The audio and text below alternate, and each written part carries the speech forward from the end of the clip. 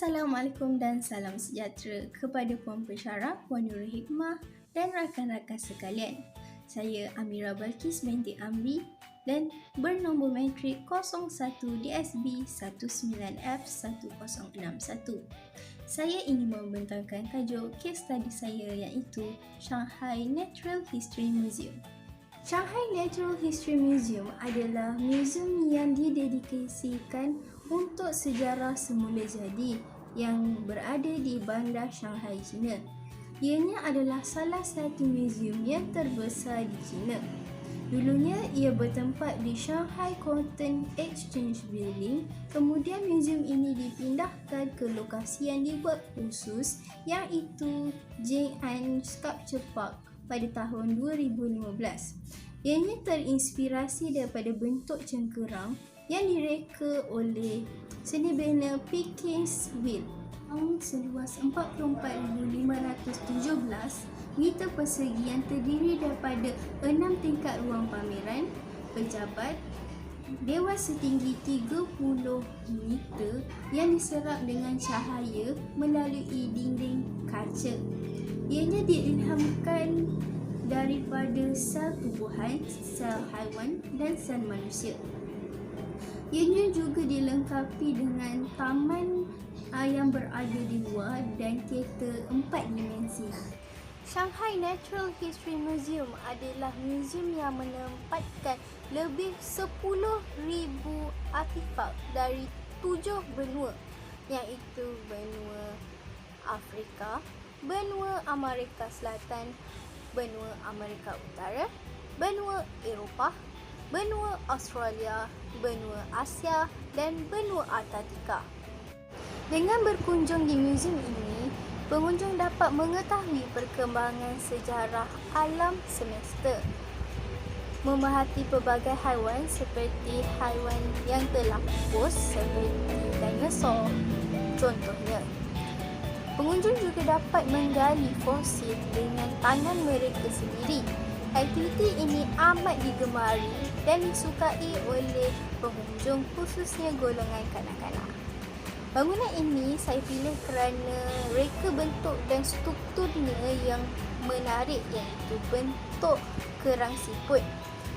Kaedah pembangunan lestari juga diterapkan di bangunan ini. Contohnya ianya dikelilingi oleh serangkai teras batu dengan gaya kebun tradisional Cina. Seterusnya, arah mata angin. Arah mata angin atau disebut arah angin dan dalam bahasa Inggeris disebut cardinal direction atau cardinal point. Mata angin mempunyai pengertian sebagai panduan untuk menentukan arah. Cara menyatakan jumlah atau arah mata angin berbeza iaitu arah utara, selatan, timur dan barat. Terdapat 3 kepentingan arah mata angin. 1. Arah mata angin menentukan kedudukan bangunan, bilangan dan luas bukaan. Hal ini kerana untuk membantu aliran angin yang sejuk dari luar masuk ke dalam bangunan dan kemudian membawa aliran yang panas di dalam bangunan keluar ke dalam bangunan. 2. Susunan bukaan perlulah mengikut jenis dan kedudukan. Bermula di bahagian hadapan bangunan, sisi bangunan dan belakang bangunan. Hal ini untuk memastikan udara dari luar selari masuk ke dalam bangunan tersebut. 3. Untuk mendapatkan keunikan pada bangunan, bukaan boleh dibina pada kedudukan yang tinggi. Semua ini dilakukan adalah untuk menghasilkan reka bentuk sekata dan menggambarkan keseluruhan muzium ini. Seperti mana yang anda dapat lihat, angin sejuk dari timur akan masuk ke dalam bangunan dan keluar membawa udara yang panas ke bahagian barat. Seterusnya ialah arah matahari. Pencahayaan sangat penting di dalam bangunan dengan tujuan agar ruang-ruang di dalam bangunan mendapat cahaya yang secukupnya. Hal ini dapat memberi keselesaan kepada pengunjung untuk melakukan aktiviti di dalam bangunan tersebut. Dengan adanya sinaran atau cahaya matahari semula jadi yang terkena kepada bangunan, ia akan memiliki kelembapan udara yang cukup, sekaligus dapat menjimatkan elektrik. Sinar matahari akan memanaskan bidang yang menghadap ke arahnya. Arah timur sebagai arah terbit matahari memberi efek yang tidak menyenangkan pada jam 9 hingga 11, sedangkan arah barat adalah arah yang terbenamnya matahari, memancarkan panas sekitar maksimum 1 hingga 3 petang. Matahari memberikan radiasi yang mempengaruhi terhadap bangunan. Matahari juga dapat menimbulkan gangguan dan panas yang silau cahayanya. Orientasi yang dimaksudkan dalam penelitian ini adalah orientasi dalam kaitannya dengan posisi bukaan bangunan, di mana posisi luaran bukaan akan mempengaruhi jumlah radiasi sinaran matahari yang masuk ke dalam bangunan. Ini bermaksud luas dan posisi bukaan akan mempengaruhi kemampuan bangunan untuk menahan kepanasan matahari. Memaksimalkan penggunaan cahaya matahari dengan menggunakan material seperti kaca pada struktur dinding bangunan yang memberi fungsi memerangkap cahaya. Hal ini disebabkan kerana sifat semula jadi kaca adalah memantulkan cahaya. Hal ini juga dapat memberikan kesan kepada ruang, iaitu kesan luas dan besar kepada ruang tersebut. Rajah menunjukkan matahari terbit di belah timur dan terbenam di persekitaran bangunan ini, dikelilingi oleh tumbuh-tumbuhan hijau yang menjadi landscape secara tidak langsung akan memberi kesan sejuk dan tidak bahang di kawasan ini. Terdapat juga auditorium setinggi 30 meter yang menjadi penyambut tamu dengan cahaya yang disaring melalui dinding kaca. Ianya juga terinspirasi daripada sel haiwan dan tumbuhan. Jika anda dapat lihat di luar bangunan, terdapat sebuah taman kebun serangkaian teres batu yang diilhamkan dari kebun tradisional Cina. Jika anda dapat lihat di luar bangunan, terdapat sebuah taman serangkaian teres batu yang diilhamkan daripada gaya kebun tradisional Cina. Terdapat juga patung replika yang telah pupus diletakkan di hadapan bangunan ini bertujuan untuk menarik perhatian pengunjung untuk berkunjung di muzium ini. Selain itu, kolam juga menjadi sebahagian daripada landscape untuk tujuan pengudaraan. Keselesaan termal merujuk kepada keadaan fikiran yang menyatakan kepuasan dengan persekitaran termal, di mana seseorang itu tidak merasa terlalu panas dan tidak merasa terlalu sejuk. Mengawal suhu di dalam bangunan sangat penting kerana ianya berkaitan dengan keselesaan pengguna.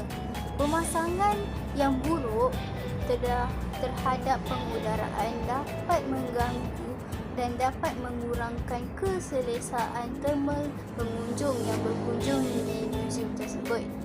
Untuk mengenangi masalah ini, kolam dijadikan landscape. Ianya bertujuan untuk mengurangkan kepanasan atau haba di dalam kawasan ini. Dengan adanya sumber seperti air kolam dan tumbuh-tumbuhan, ianya juga sedikit sebanyak memberi sumbangan dalam penyejukan ruang. Dengan penyejukan ruang ini akan memberi memberikan kesan yang positif kerana ianya dapat memberikan mood kepada pengunjung yang berkunjung di muzium ini. Dua-dua gambar ini adalah gambar di dalam bangunan yang di mana gambar pertama adalah gambar bilik pameran yang di mana terlihat ramai orang yang menyebabkan kawasan tersebut panas. Untuk mengatasi hal ini, penanaman di dalam bangunan amat digalakkan seperti gambar di dua itu. Hal ini disebabkan kerana pokok seperti anda sedia maklum menyedot karbon dioksida dan melepaskan oksigen. Ventilation terbahagi kepada dua iaitu penghawaan semula jadi dan penghawaan mekanikal. Proses penghawaan semula jadi adalah proses pertukaran udara di dalam bangunan dengan bantuan struktur bangunan seperti pintu, tingkap yang boleh dibuka dan ditutup. Penghawaan mekanikal. Sistem pengudaraan mekanikal adalah sistem di mana menggunakan peranti elektrik sebagai alat untuk memberikan udara kepada sesuatu ruang tersebut. Ianya seperti kipas untuk mengalirkan aliran udara di bangunan. Pengudaraan mekanikal dapat memberi kadar perubahan udara yang tepat secara bebas dari keadaan cuaca luar atau dalam. Tetapi dengan menggunakan kipas elektrik, biasanya tidak dapat mengubah kadar pengudaraan kerana ianya berubah sepanjang hari. Lighting. Bagi tujuan pencahayaan, struktur dinding bangunan memainkan peranan yang penting. Cell wall adalah ciri ikonik Shanghai Natural History Museum. Ianya adalah ciri reka bentuk utama dari peringkat awal lagi. Terdapat 3 lapisan dinding yang masing-masing mempunyai corak geometri dan corak organik yang tersendiri. Dinding disusun di dalam sampul berbentuk kerucut elips. Lapisan utama adalah lapisan struktur yang menekankan sel-sel organik yang dijadikan sebagai struktur ruang dalam. Lapisan kedua adalah lapisan tahan air yang dibentuk oleh dinding kaca dan aluminium. Lapisan ketiga adalah skrin suria yang meniru blok menggunakan selula dari semua bentuk kehidupan. Bukan sahaja material yang menjadi faktor cahaya, warna juga memainkan peranan yang penting. Kebanyakan warna yang digunakan di dalam bangunan ini adalah warna putih. Kenapa? Kerana ianya memantulkan cahaya. Kerana sifat warna putih memantulkan cahaya. Kerana apa? Kerana sifat warna putih memantulkan cahaya. Lebih banyak cahaya yang berada di dalam kawasan, lebih luas kawasan tersebut. Akustik. Sebelum mempertimbangkan kerumitan pengawalan bunyi di dalam bangunan, adalah penting untuk memahami prinsip dan terminologi akustik, asas dan bagaimana nilai prestasi dicapai. Suara adalah bentuk tenaga yang dihasilkan ketika udara terganggu dengan cara tertentu menyebabkan perubahan tekanan udara dan memancarkan dari sumber suara atau gelombang. Suara boleh dibawa ke udara, contohnya suara manusia. Penyampaian bunyi menggambarkan kemampuan bahan untuk menyekat pantulan bunyi. Melakukan ini dengan menukar tenaga bunyi kepada panas. Secara sederhana, penebat bunyi mempengaruhi orang di dalam bilik bersebelahan dengan sumber bunyi, sementara penyerapan mempengaruhi orang yang di dalamnya. Rawatan akustik juga digunakan secara umum untuk mengawal kebisingan atau kebisingan orang yang disebabkan oleh gema yang tinggi. Mengapakah sel wall digunakan untuk menjadi struktur dinding bangunan ini? Berikut adalah sebabnya. Wall cell mempunyai sifat tahan haba dan kalis bunyi yang tinggi. Bulu kaca valmoric early material yang terdiri daripada filamen nipis yang sangat tahan haba serta kalis api. Hasil yang terbaik untuk meningkatkan penebat bunyi dapat dicapai dengan menggunakan tingkap berlapis ganda. Penebat bunyi amat penting di dalam bangunan kerana di dalam bangunan terdapat bunyi haiwan. Jika bunyi haiwan ini keluar, ia akan menyebabkan pencemaran bunyi dan perkara ini tidak harus berlaku. Sustainable building. Tenaga cahaya. Bangunan ini menggunakan sumber matahari sebagai tenaga cahaya seperti mana yang anda dapat lihat di dinding bangunan. Cahaya daripada luar dapat masuk ke dalam melalui pantulan cahaya, memberi kesan luas kepada bangunan. Ini juga dapat menjimatkan elektrik. Bangunan ini juga menggunakan kembali air hujan yang ditadah dan kemudian menggunakannya untuk tujuan penyujukan bangunan serta penyiraman pokok. Bekalan air untuk menyejukkan bangunan.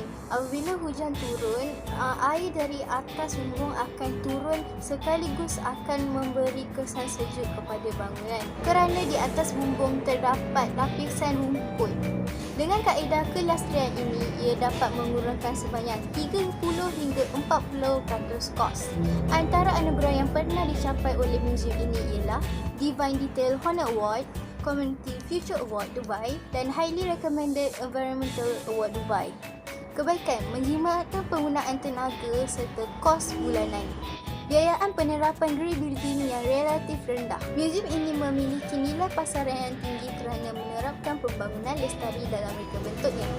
Reka bentuk bangunan ini dapat memberikan inspirasi kepada pengunjung tentang pembangunan lestari. Juga dapat memberi inspirasi kepada anak muda untuk membina bangunan seperti ini. Keburukan, sukar untuk pemilik untuk menjual kerana harganya yang tinggi menyebabkan pembeli kurang. Reka bentuk ruang dalamnya bercirikan ruang seperti hospital. Tiada kemudahan seperti lift, semuanya tangga. Ruang tidak luas menyebabkan kawasan menjadi panas apabila ramai orang berkunjung. Cadangan saya untuk bangunan ini adalah meningkar ruang supaya udara boleh melalui atas bangunan. Menambahkan bukaan tingkap agar udara boleh masuk dan keluar. Menambahkan kemudahan lift kerana tiada kemudahan lift yang disediakan di muzium ini. Ia bertujuan untuk memudahkan pengunjung biasa maupun OKU yang berkerusi roda untuk naik dan turun pada setiap tingkat. Memudahkan jika ada kemalangan di tingkat atas, tidak perlu menggunakan tangga kerana ini bahaya jika dilalui dengan laju. Kesimpulannya, pembangunan lestari harus diterapkan untuk menjaga kepentingan ekosistem. Bangunan hijau adalah bangunan yang memperhatikan kepentingan alam semula jadi. Bangunan ini menjimatkan tenaga, energi saving dan dapat mengurangkan kos penyelenggaraan. Penjimatan dianggarkan sebanyak 30% hingga 40% daripada kos operasi dan kos penyelenggaraan. Ini adalah hasil daripada penyelidikan yang telah dijalankan. Habis sudah pembentangan yang hendak saya sampaikan. Terima kasih kerana melihat video ini hingga tamat. Saya ingin menyampaikan dua rangkap pantun. Mak andam jengah pergi. Jika kesempatan, jumpa lagi. Bye-bye. Assalamualaikum.